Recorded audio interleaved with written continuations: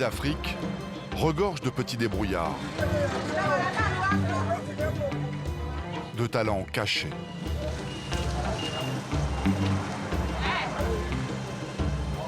Au Ghana, il existe un métier qui n'a nulle part son pareil dans le monde.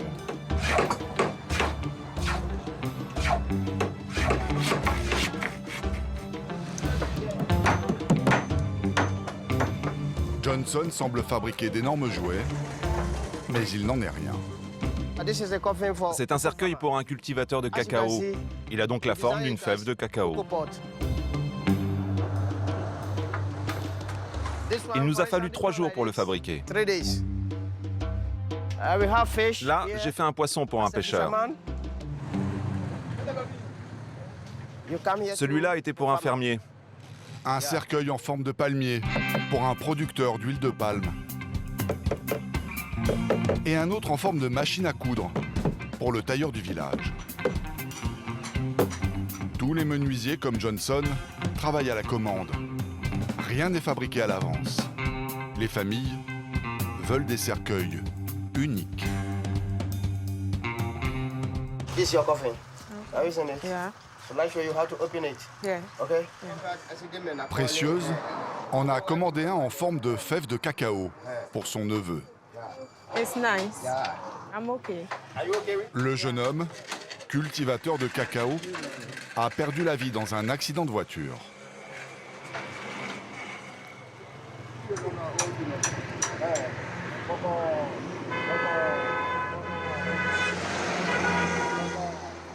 La route jusqu'au village est très mauvaise.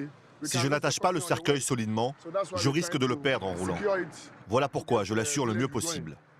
Et mieux vaut ne pas endommager le précieux chargement. Le chauffeur de taxi devrait en répondre devant tout un village. Et là, ce serait une autre histoire.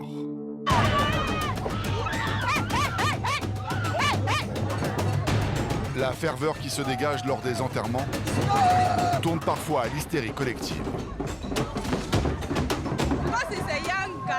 C'est la folie, parce que le défunt est très jeune. Accroché aux rives de l'océan Atlantique, le Ghana, ancienne colonie britannique, est devenu tristement célèbre au siècle dernier pour sa traite négrière, mais aussi pour son or, que l'on trouve en abondance. D'ailleurs, les Anglais l'avaient baptisé Côte d'Or. Le pays regorge de matières premières, comme le pétrole découvert récemment, et surtout, le cacao. Le Ghana en est le 2e producteur mondial. De ces richesses qui traversent le pays, la plupart des Ghanéens en voient rarement les répercussions dans l'assiette. Le système D a alors pris le dessus. Pour certains, l'or blanc remplace le jaune. Pas de quoi devenir riche, mais au moins cela permet de vivre. Ghana signifie roi guerrier, un nom fier, comme ses habitants, qui ne lâchent jamais rien. Pour eux, chaque jour est une nouvelle bataille.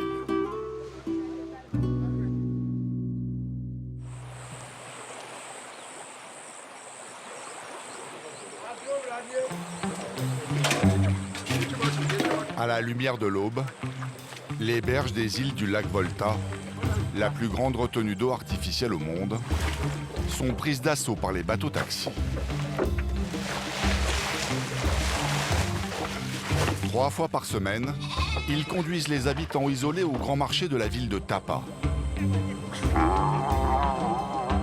Cette vache semble deviner que l'embarquement ne va pas être une mince affaire pour elle. Je vais vendre ma vache au marché. La barque, c'est le seul moyen de quitter l'île. C'est risqué pour ma vache, mais je n'ai pas le choix.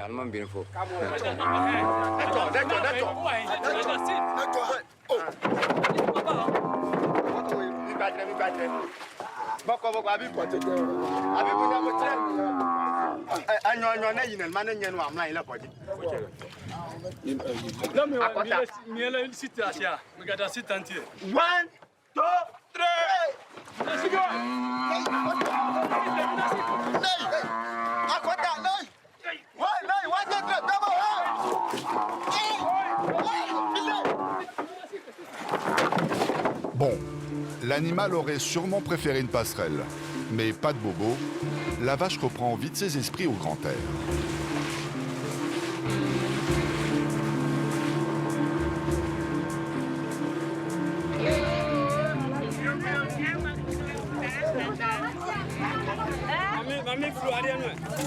Les barques sont rustiques, mais elles sont vitales pour l'économie de la région. Sans elles, agriculteurs et éleveurs resteraient coincés sur leurs îles.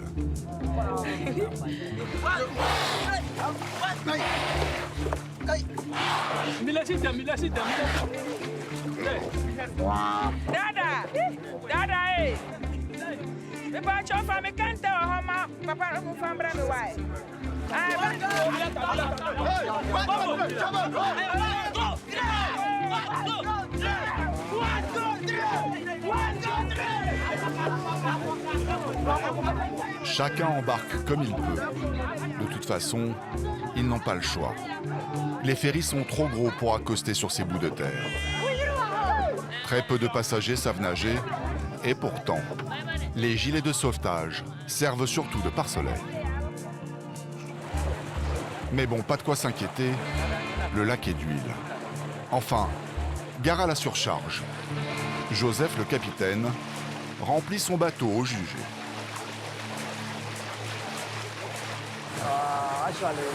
Je ne sais pas combien il y a de passagers à bord. Je sais qu'il y a 4 vaches et 4 moutons.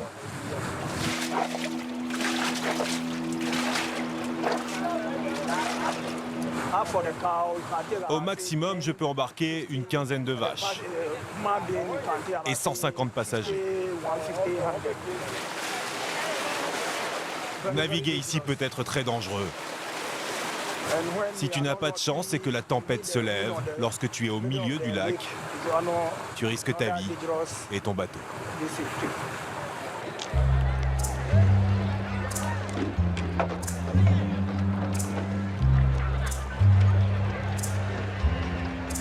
Après 2 heures de navigation, le bateau taxi accoste au marché de Tapa. Pour les bêtes, le débarquement est quand même plus agréable.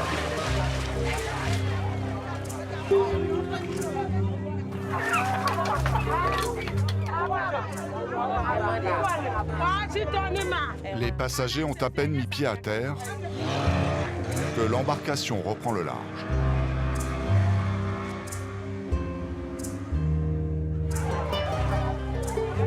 Au marché de Tapa, les odeurs d'épices se mêlent à celles des beignets.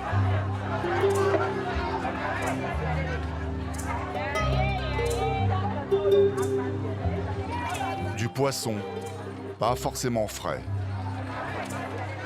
Ou encore à celle de l'essence vendue en bouteille. Au milieu de ce pot pourri de senteurs, il en manque pourtant une. Celle d'un fruit bien particulier. Il devrait se trouver sur tous les étals. Le Ghana en est le 2e producteur mondial. Le pays l'exporte sur toute la planète. Des centaines de camions parcourent les pistes pour en recueillir sa fève.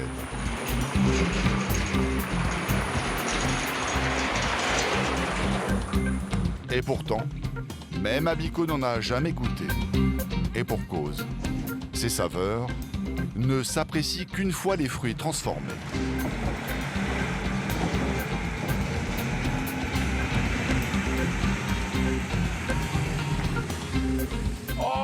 Dans cette région, tous les gens vivent du cacao. On vient de tout le pays pour le récolter.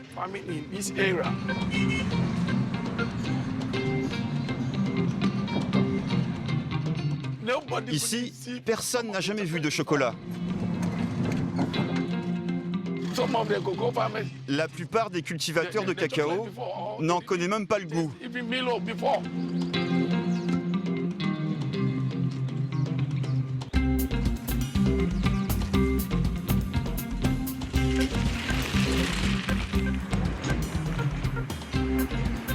Abiko fait la tournée des dizaines d'entrepôts qui bordent la piste. Le chauffeur travaille pour l'État, qui achète quasiment toute la production de cacao des agriculteurs de la région.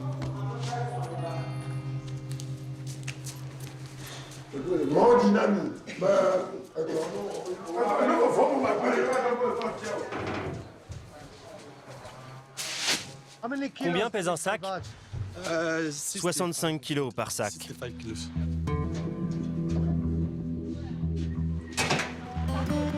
La vente du cacao représente 10% du produit intérieur brut du Ghana. La population, elle, en voit rarement les effets au quotidien.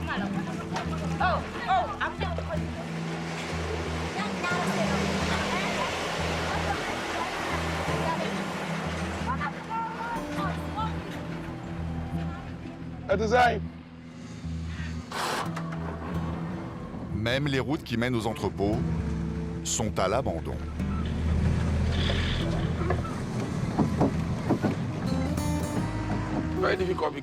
Pour moi, c'est très angoissant, car ce chargement coûte une fortune. Je dois prendre mon temps. La piste est tellement mauvaise qu'à chaque instant, je risque de casser le camion. C'est un peu le serpent qui se mord la queue. Si Abiko livre sa cargaison en retard, il perdra une partie de son salaire.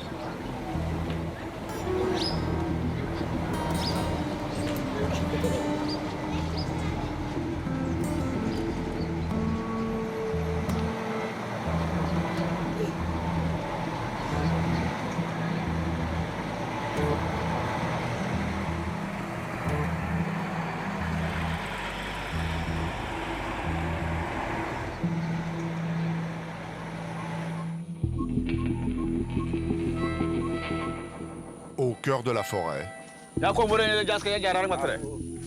les forçats du cacao s'activent.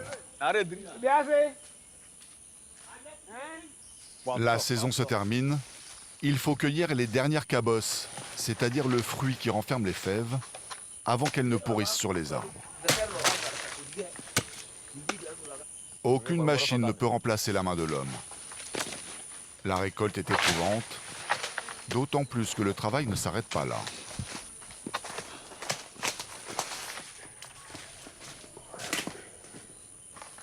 Il faut sortir les fèves de leur gang. Et mieux vaut avoir le coup de main. Avec cette machette que tout le monde surnomme la va au diable.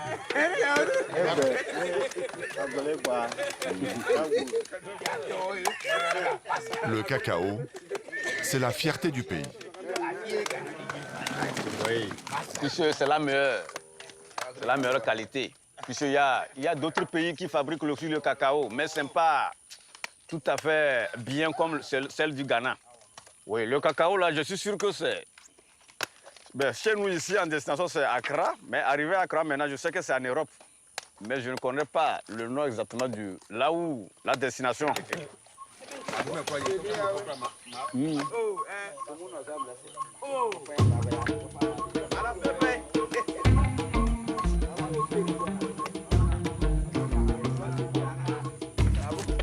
Une quinzaine de familles exploitent ce bout de forêt de cacaoyers.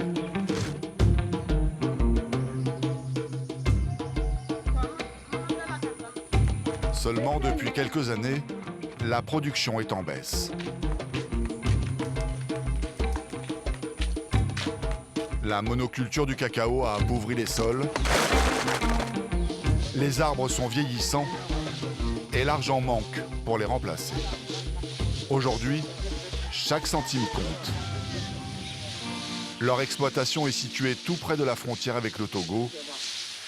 Jeff vend ses fèves au pays le plus offrant. Et la frontière, c'est à peu près à 1 km vers ici. Par exemple, dans le mois de décembre, le Togo était sur 900 francs. Et le prix du Ghana était à 76 cedi. Mais, fin décembre, le Togo a chuté. Ça est devenu à 800 francs. Et le prix du Ghana a monté. Donc, présentement, le prix du Ghana est meilleur. Donc, on décide d'aller au Ghana.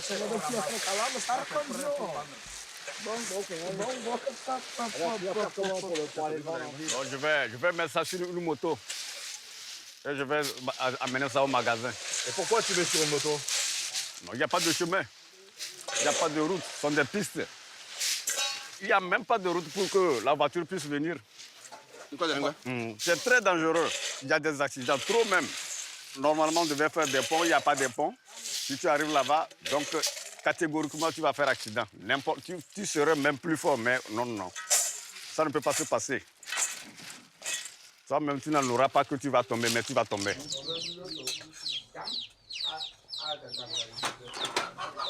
L'expédition promet d'être périlleuse sur ces vieilles motos. Les jambes et les bras cassés sont nombreux sur les chemins qui mènent à la ville. Mais il n'y a jamais eu de mort dans l'équipe de Jeff. Contrairement au neveu de Précieuse, le jeune homme est décédé dans un accident de voiture alors qu'il livrait des sacs de cacao en ville. Précieuse rentre au village avec un cercueil en forme de fève de cacao pour l'honorer dignement.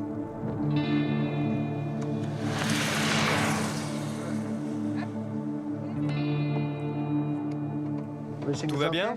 Oui, maintenant ça va. Les gens utilisent toujours des taxis pour transporter les cercueils jusqu'au village? Oui, le plus souvent. Mais les plus riches utilisent des corbillards ou des ambulances. Avec les taxis, on se débrouille comme on peut sur la route. Okay.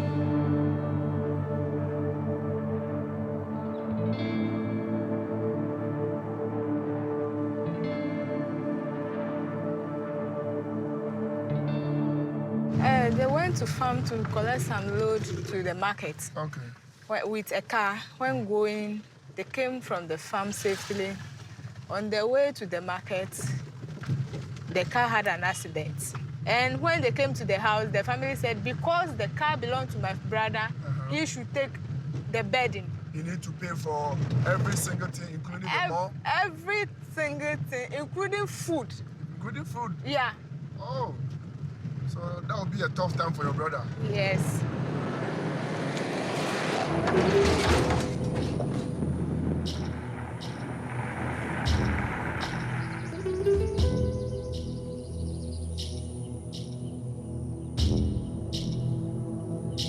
Au Ghana, les cérémonies funéraires n'ont rien de triste. Elles se préparent dans la gaieté et la bonne humeur. Les Ghanéens croient en une vie après la mort, alors il faut que le défunt gagne sa nouvelle demeure dans la joie. Mais parfois, l'enterrement prend des proportions inimaginables, comme ce jour-là.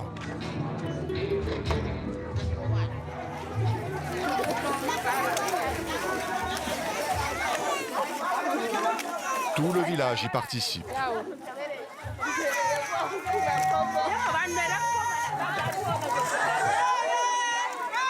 Les femmes préparent le plat traditionnel de la pâte de maïs, agrémentée d'une sauce très pimentée.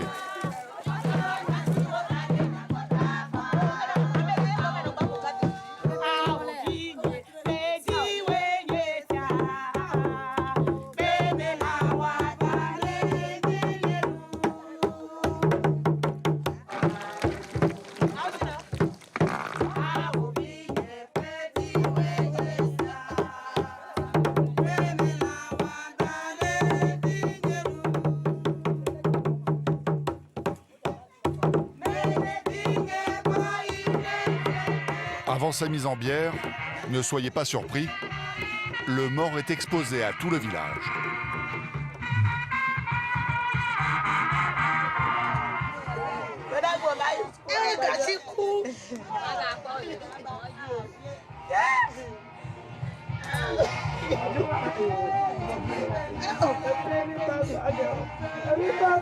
Même si la tristesse marque les visages, pour sa famille, Maxwell est seulement passé d'une vie à une autre, dans une dimension où il sera plus puissant que les vivants. Alors chacun vient lui parler pour s'attirer ses bonnes grâces.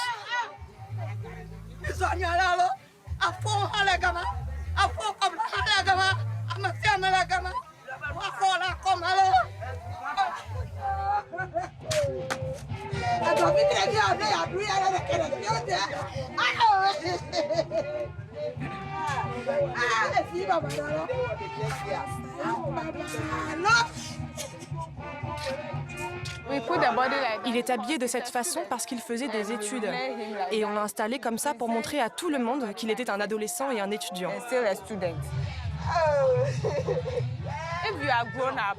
Quand on meurt vieux, le corps est présenté aux villageois en position allongée. Mais quand on meurt jeune, le corps est présenté comme s'il était encore en vie. Le mort peut être assis, debout ou couché.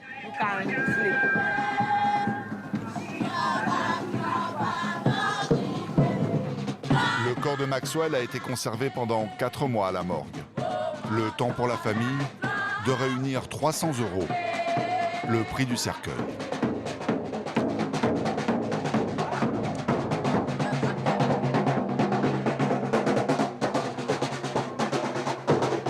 Le dernier hommage est rendu par les écoliers et les scouts du village.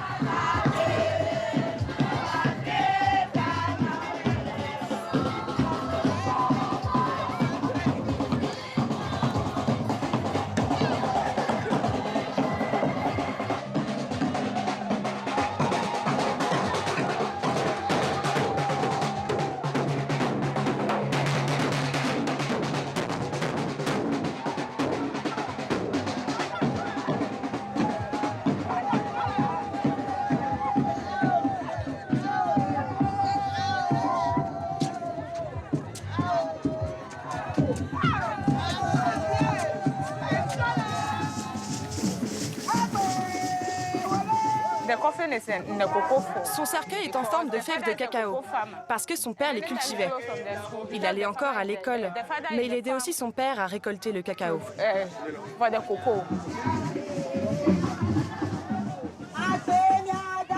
Il n'y a que la famille qui assiste à la mise en bière. Personne d'autre. C'est la tradition.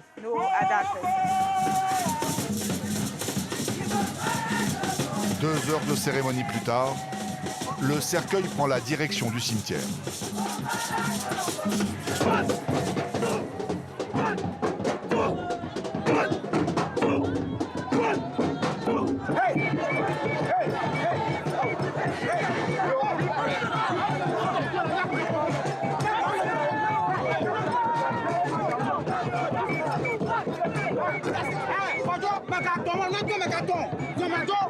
Les porteurs avancent en dansant tout le long du trajet qui mène à sa dernière demeure. Encore une fois, le mort doit commencer sa nouvelle vie dans la joie.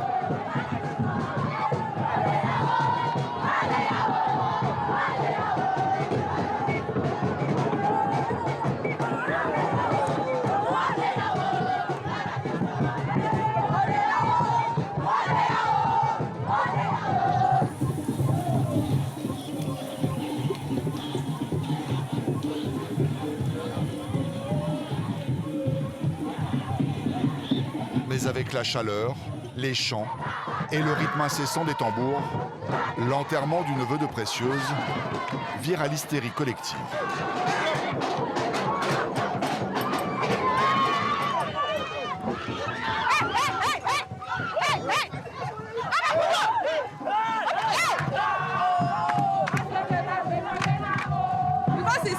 C'est la folie, parce que le défunt est très jeune.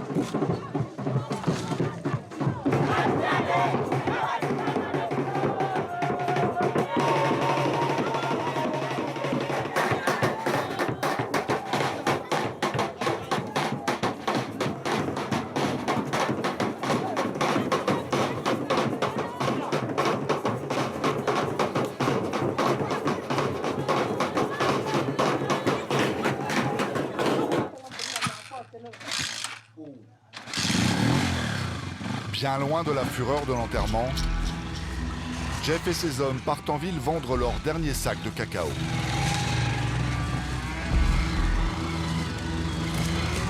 À 10, ils transportent 650 kilos de fèves.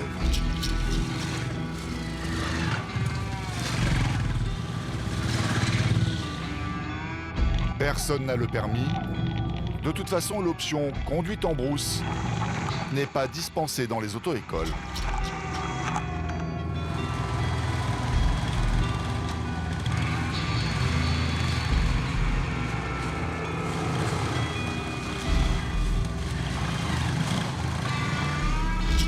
Un trajet de 50 km, durant lequel chaque pilote reste sur ses gardes. Aucun d'eux ne tient à finir dans une fève de cacao en bois.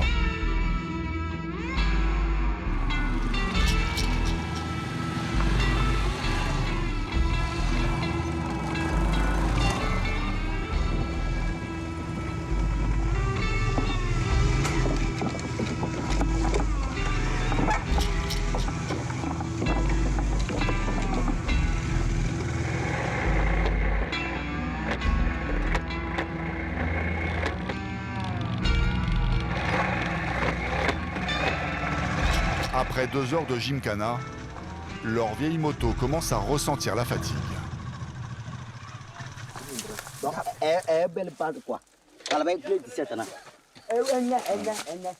C'est le vitesse qui a gâté, le vieux vitesse. Comme il a beaucoup de problèmes en chemin. Comment tu vas faire maintenant? On va aller chez le mécanicien à Jaska. Pourquoi les motos Comme le chemin est gâté là, on est en train de faire le débrouille, c'est pourquoi c'est gâté. C'est comme ça, on est en train de souffrir ici encore. Toujours c'est comme ça. Tous les jours c'est comme ça. La moto est encore roulante. Une partie de la vente servira à la réparer. Le groupe espère gagner une centaine d'euros, soit 10 € par personne. Seulement, il leur reste à passer une dernière étape, et pas des moindres. Le contrôle qualité de l'impitoyable Joseph, l'acheteur du gouvernement. C'est lui qui fixe le prix.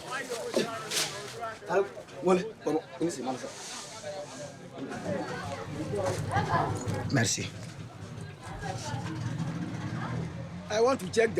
Je vérifie si le cacao est bien sec.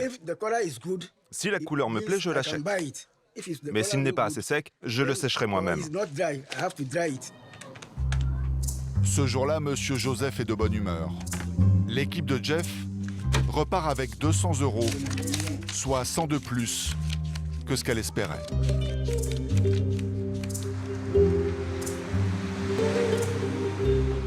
Le Ghana pourrait être riche, très riche, tellement son sous-sol regorge de minerais et de pétrole. Pourtant, son économie tient surtout grâce à l'agriculture et à la pêche.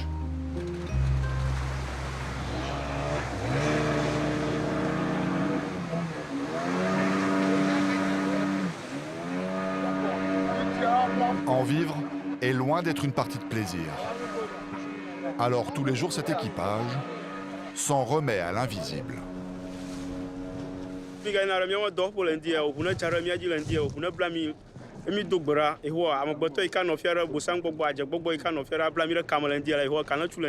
Amen.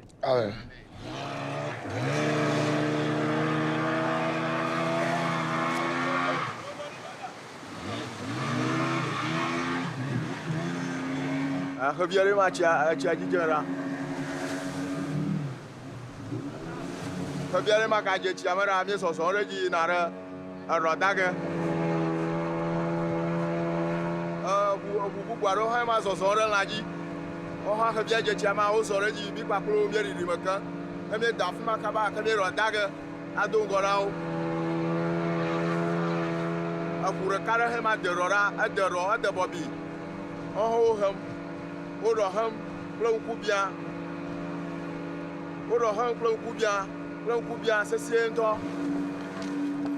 Mieux vaut qu'il se dépêche. Les côtes ghanéennes comptent 200 000 barques de pêche. Autant dire que les bancs de poissons se font rares au fur et à mesure des années.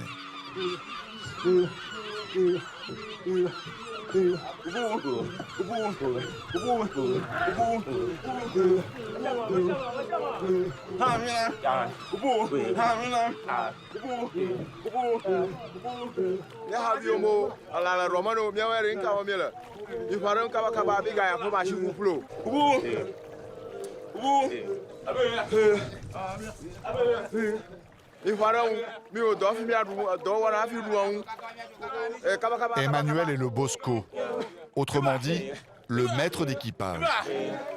Il est chargé de motiver les hommes à la tâche.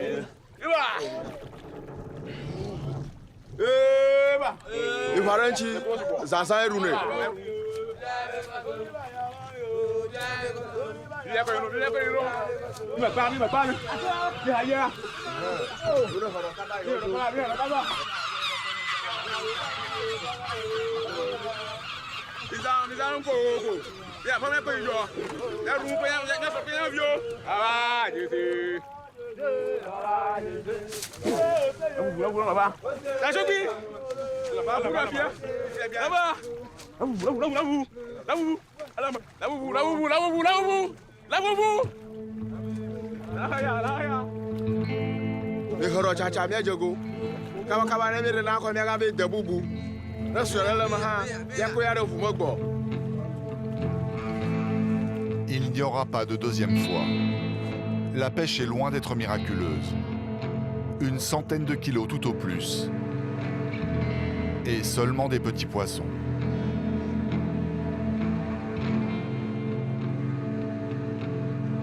Il faut dire que la surpêche et les méthodes de certains capitaines qui utilisent la dynamite et les pesticides pour remplir les cales rapidement ont fait fuir les grosses pièces vers des eaux plus profondes.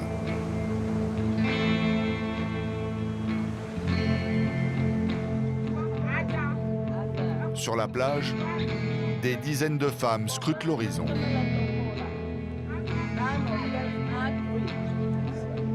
Elles n'attendent pas le retour de leurs hommes. Elles sont poissonnières.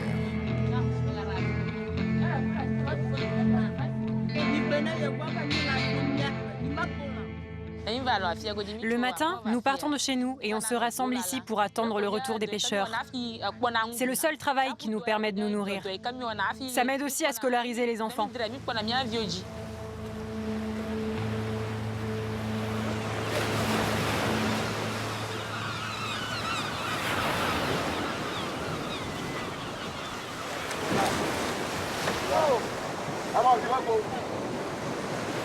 Leur déception sera grande. Sur 15 bateaux, aucun n'a fait de grosses prises. Seulement de la friture.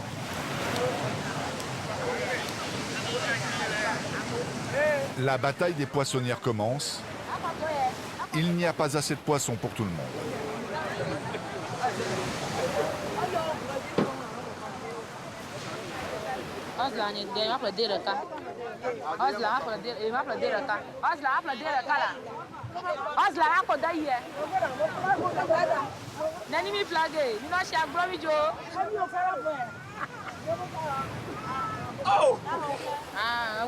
On achète en négociant. Les vendeurs donnent leur prix et nous, on négocie. Ils disent 100, nous on propose 50. Ils disent 200, nous 100.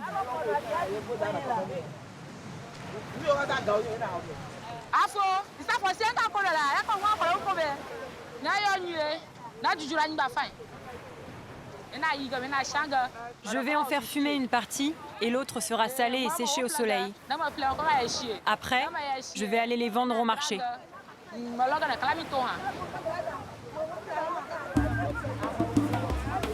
Fumer et saler le poisson leur permet de se passer de réfrigérateur. Les poissonnières le conservent ainsi une semaine, voire plus. C'est pour cela que le sel a une importance vitale en Afrique. Depuis le 8e siècle, la réputation de celui du Ghana dépasse largement ses frontières. Les transporteurs de cacao se disputent la route avec les convoyeurs du sel.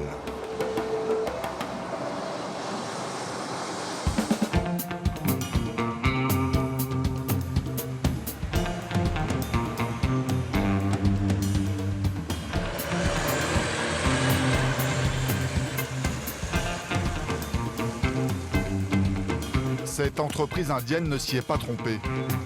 La renommée de l'or blanc du Ghana lui permet d'en vendre sur tout le continent africain.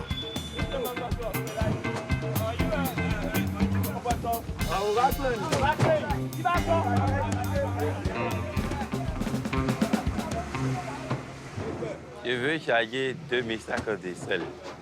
Les 2000 sacs, ça fait 50 tonnes. Je regarde bien les marchandises. S'il y a problème, s'il y a manquant, c'est moi qui vais ramasser les pots casés.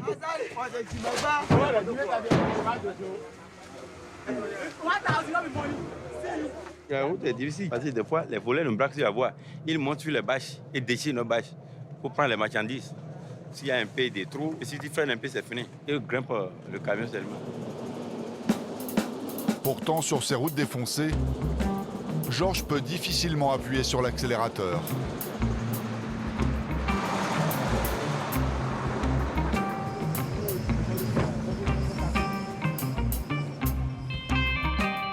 Le camionneur livre son sel au Bénin. 200 km à danser sur l'air du nid de poule, comme il dit. On danse comme si on était assisté à une cérémonie. Oh, c'est les voix qui font qu'on danse. Vous le voyez? Vous m'avez vu comment je suis en train de danser sur le volant. Non? Mais les trous, la dégradation de notre voix fait qu'on danse sur le volant comme si on est en train de danser.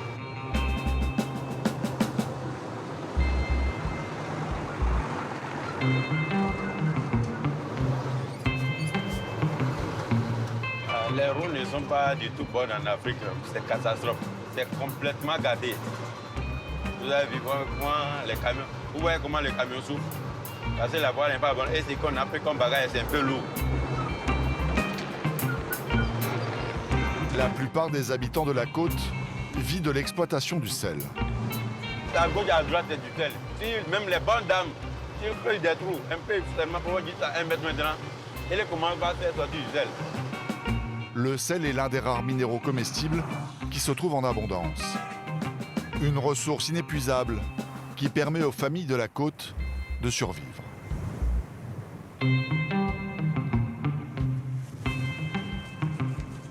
Mais abondance ne veut pas dire facile à récolter.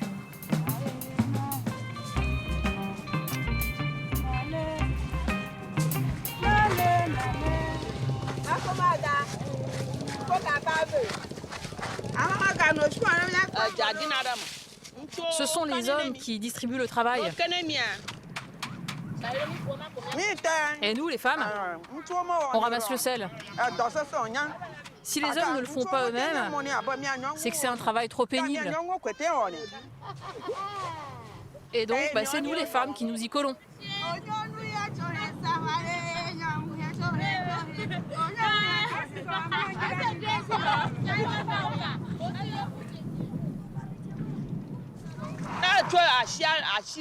Si tu ne travailles qu'avec tes mains, elles seront couvertes de plaies. C'est pour ça que les miennes, elles sont dans cet état.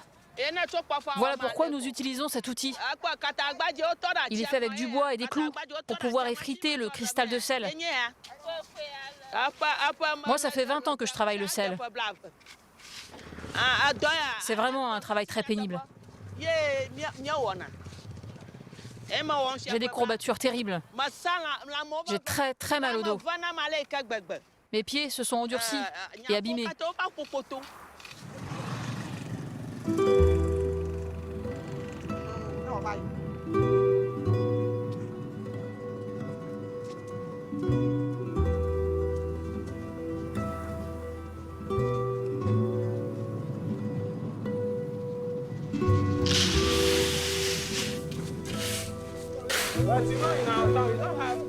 En fin de journée, commence le ballet des commerçantes. Et elles ne font pas dans les sentiments.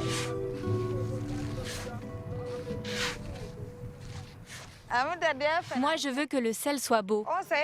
Pour le revendre, je vais l'étaler et l'exposer. Car s'il n'est pas beau, je ne pourrai pas le vendre au meilleur prix. Il ne doit pas être mélangé à du sable.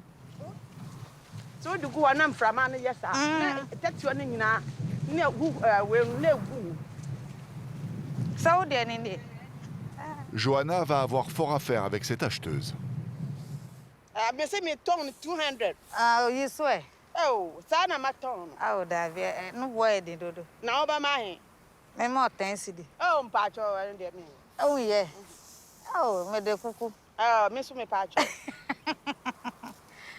I have to answer the Tony and Toshi. Oh, and Toshi. It would the price no 120. Oh, open my best. 120. 120 na mission. I turn on my covati. Oh, Dynamo 150, 150 koti. Panami ko no one koshemo. Yo mate. Aujourd'hui, je suis heureuse. Mes enfants et moi pourrons bien manger. Nous serons rassasiés. Elle m'a tout acheté et j'ai de l'argent à compter. Hoga. Yo, abanava plejana. Yo, makoga. Akpano sia.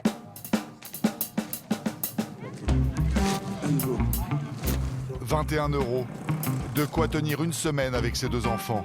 Enfin, son porte-monnaie et son ventre seront soulagés grâce à des animaux qu'elle attrape quand elle y arrive.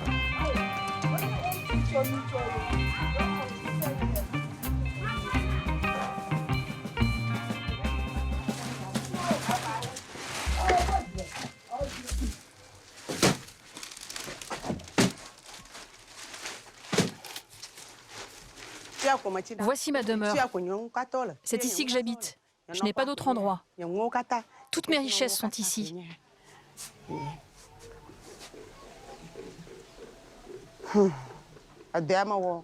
Tout le travail que j'ai fait avec ces mains, le voilà. Ces bassines sont à moi. Ces pagnes, je les mets de côté quand je dois aller à des funérailles.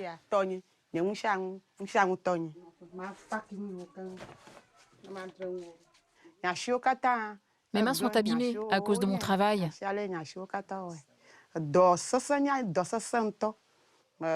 Elles commencent à ressembler à celles d'un lépreux. Le sourire ne quitte jamais Johanna. Toute sa vie, elle l'a construite en se répétant ce dicton. La hache ne s'use pas en coupant des bananes. En clair, rien ne remplace la volonté. Et les Ghanéens n'en manquent pas, quelle que soit la dureté du travail qu'ils accomplissent.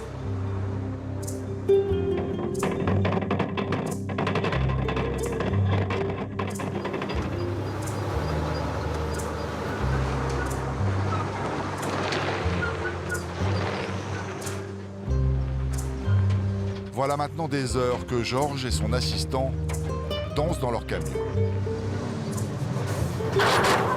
Ah, moi, j'aime mon boulot, hein, parce que c'est mon sort. C'est mon papa même qui m'a appris à conduire. Donc, depuis mon enfance, j'ai commencé par conduire. Pour moi, que j'avais 12 ans, j'ai conduisais déjà. J'ai été à Ghana, Burkina, Côte d'Ivoire, Mali, Niger, Nigeria. Toutes ces années de conduite lui ont appris à être patient, très patient. Surtout quand il s'agit de traverser une frontière.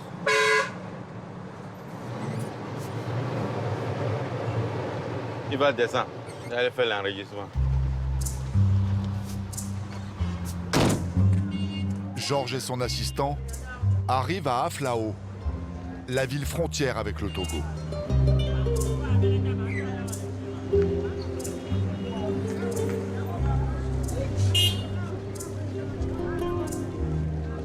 Ils vont vérifier la marchandise et voir l'étape dans laquelle la marchandise est arrivée. Si ce n'est pas un mauvais produit pour rendre les gens malades ou pas, ils vérifient tout ça ici à la frontière. Ils sont là pour faire ça. Georges prend sa place parmi les centaines de camions qui attendent d'être fouillés. Certains sont bloqués depuis des semaines. Les douaniers travaillent à leur rythme. Les chauffeurs prennent leur mal en patience. Peu importe le temps, le tout est d'arriver à bon port.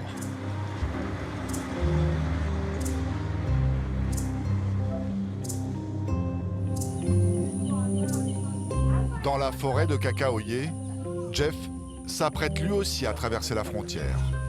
Mais ce sera nettement plus rapide. Il se déplace à pied.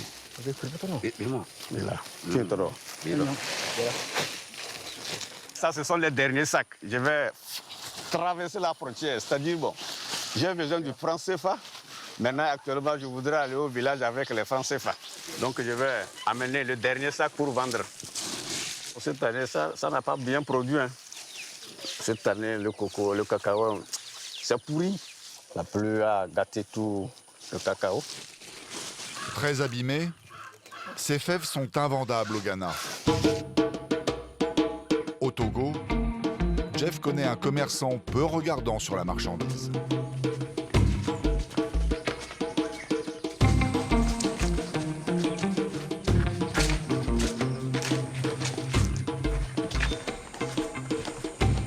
C'est 1 heure de temps de marche à pied en transportant le cacao sur la tête.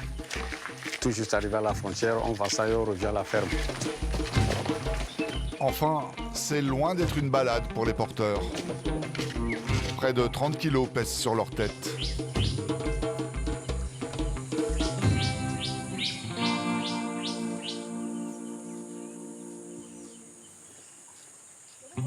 Nous avons traversé la frontière entre le Togo et le Ghana. Maintenant, nous sommes au Togo. C'est le petit pont qui marque la frontière. Si on traverse, on est au Togo.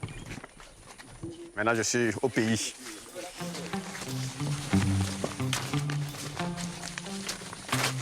Le cacao, le pétrole, l'or et autres richesses minières devraient faire cette année du Ghana l'un des pays à la croissance économique la plus forte au monde. Les Ghanéens ont tendance à dire que l'enfant malade a retrouvé des couleurs grâce à leur formidable force de travail.